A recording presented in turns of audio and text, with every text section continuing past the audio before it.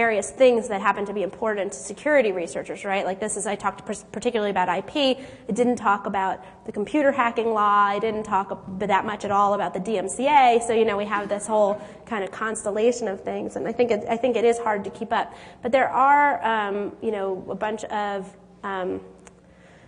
well, I don't know. Let me think about this a little bit and see what I think is a good resource for the law. This is why, you know, when I wrote this chapter for the book, I was really happy about it, and then a lot of people said, well, you should write a book, like with all of this stuff in it, because people would find it really useful. And I was like, well, I'm starting a new job, and I'm pregnant, and, you know, maybe I'm going to wait a little while. But every time I speak about it, I think, well, I should really do something like that. But let me think about it. I'll give you my card after, and we can email. Okay, and then I can maybe post it for other people who are interested too. Okay, not to short shrift. This, I'm going to let this person who hadn't had a question before. Were you raising your hand? Yeah. Yeah. Okay.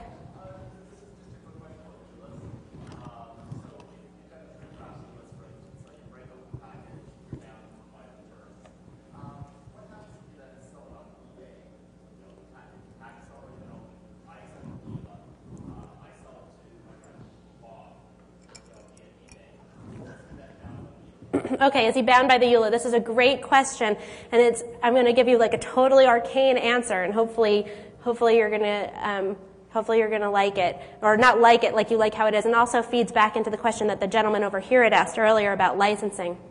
So, if it's a contract, if the EULA is a contract, and I say, when I sell this to you, you promise you're going to do this stuff, and then I'll sell it to you.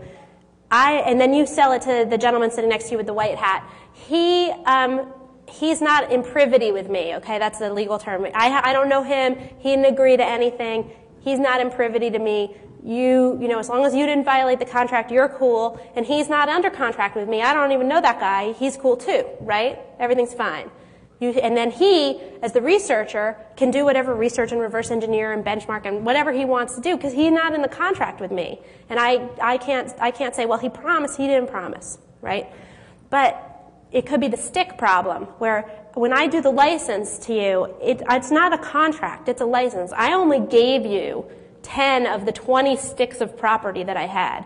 So when you sold your software to the gentleman next to you, he only got 10 sticks. I still have the other 10 sticks. And I can go to him and I can say, you don't have, this was under license, it wasn't a contract, you don't have the right to reverse engineer because I kept that stick. I never gave it to you. So he still can't reverse engineer because you didn't have the right to sell it to him. That right never went to him. You see what I'm saying? And this is one of the things why the theory, I know, and this is why I said it was arcane, the theory of the law is really important, of what is happening when we make a sale. Am I selling it? Am I selling it with a contract? Is the contract enforceable? Or is it a license? And, you know, how is the law kind of dividing up this bundle of sticks? And that is a question, that's kind of what UCEDA and that whole push in the early 2000s, I don't know what we call this century yet, but in the early 2000s was sort of about, and we kind of don't know. We don't know the answer. I think maybe one of the reasons we don't know is because everyone's afraid to find out. You know, I don't want to know in case it's an answer I don't like, and they don't want to know in case it's something they don't like. Okay, so that's it. It's 12:30. I guess it's lunchtime. Thanks for coming and for listening for so long.